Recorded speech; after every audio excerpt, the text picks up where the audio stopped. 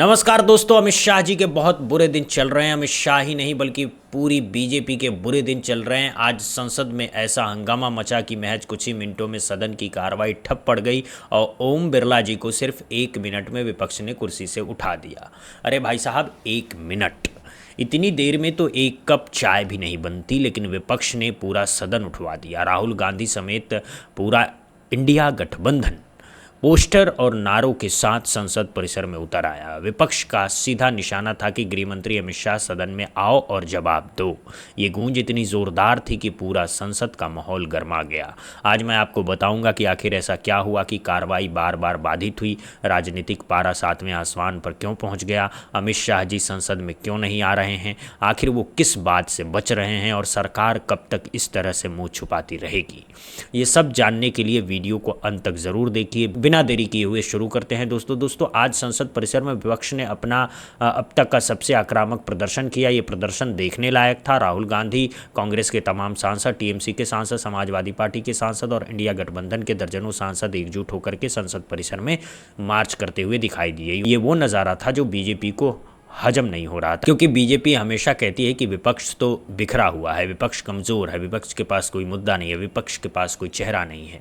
अरे भाई साहब, आज दिख गया कि विपक्ष कमज़ोर है या मजबूत। आज विपक्ष ने साबित कर दिया कि जब बात देश की जनता की आती है, जब बात जवाबदेही की आती है, तो पूरा विपक्ष एक साथ खड़ा हो सकता है और यही एकजुटता बीजेपी को डरा रही है। प्रदर्शन के दौरान विपक्ष ने 20 जुलाई की घटनाओं और चंदा चोरी को लेकर के गृहमंत्री अमित शाह से सदन में बयान देने की मांग की। ये मांग पहले भी की जा चुकी है दोस्तों, ये कोई पहली बार नहीं है। लेकिन अमित शाह जी संसद में आने से बचते रहे हैं और वो हर मुद्दे पर देश भर में भाषण देते फिरते हैं। वो हर रैली में जाकर के विपक्ष को गालियां देते हैं। वो हर टीवी चैनल पर 3-3 घंटे के इंटरव्यू देते हैं, लेकिन जब संसद में जवाब देने की बारी आती है तो गायब हो जाते हैं। ये कैसा गृहमंत्री है?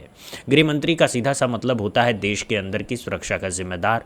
तो जब देश के अंदर बड़ी घटना होती है तो देश की जनता उनसे जवाब चाहती है, संसद में उनका जवाब देना ज़रूरी होता है। ये लोकतंत्र की मांग है। लेकिन अमित शाह जी कहाँ हैं पता नहीं, शायद कहीं छुपे बैठे हैं या फिर बिहार में कोई रैली कर रहे हैं, बस संसद में नहीं आ रहे हैं। दोस्तों, कई सांसद पोस्टर लेकर के संसद परिसर में पहुंचे। हाथों में तख्तियां थी जिन पर लिखा था अमित शाह जवाब दो, अमित शाह सदन में आओ, चंदा चोरी बंद करो। ये पोस्टर संसद परिसर में लहरा रहे थे, नारे गूंज रहे थे और बीजेपी के सांसदों के चेहरे उतरे हुए थे, क्योंकि उनके पास इसका कोई जवाब नहीं था।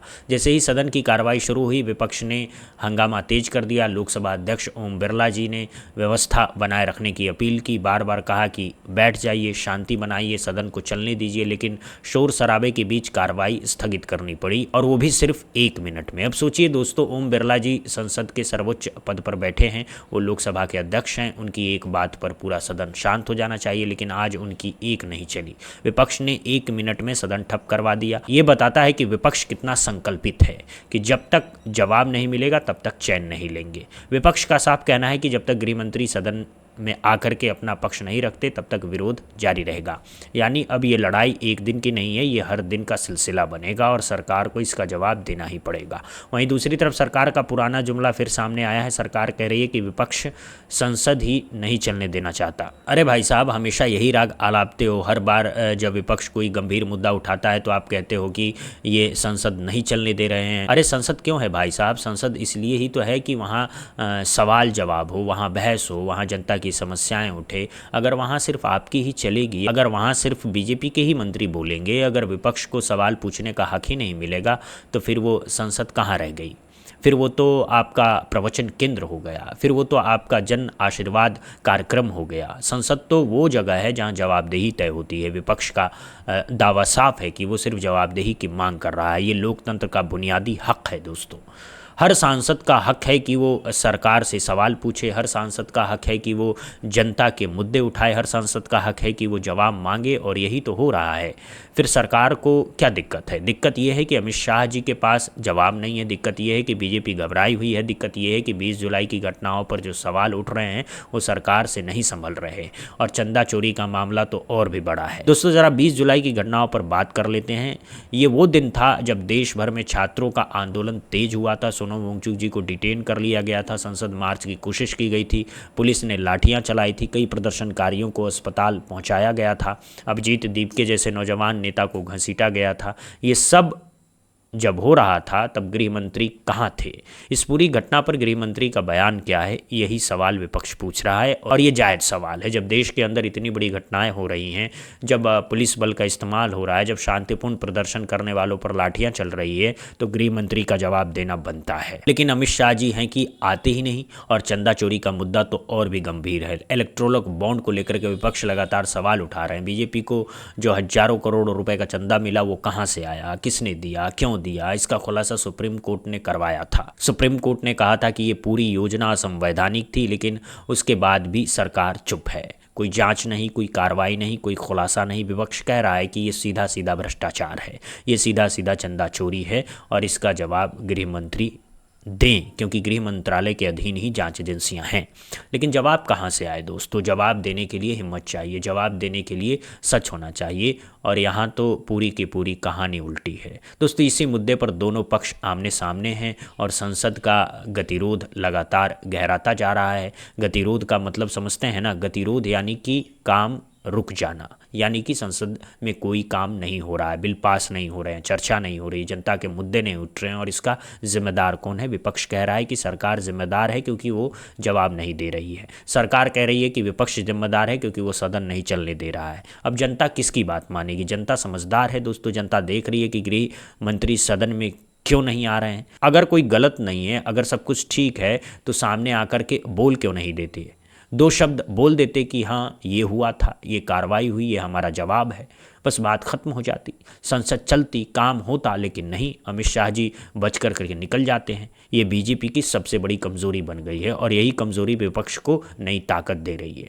दोस्तों एक बात और गौर करने लायक है, ये वही बीजेपी है जो 2014 से पहले कहती थी कि हम संसद में हर मुद्दे पर चर्चा करेंगे, हम पारदर्शी सरकार चलाएंगे, हम जवाबदेह होंगे। और भाई साहब वो सब वादे कहाँ गए?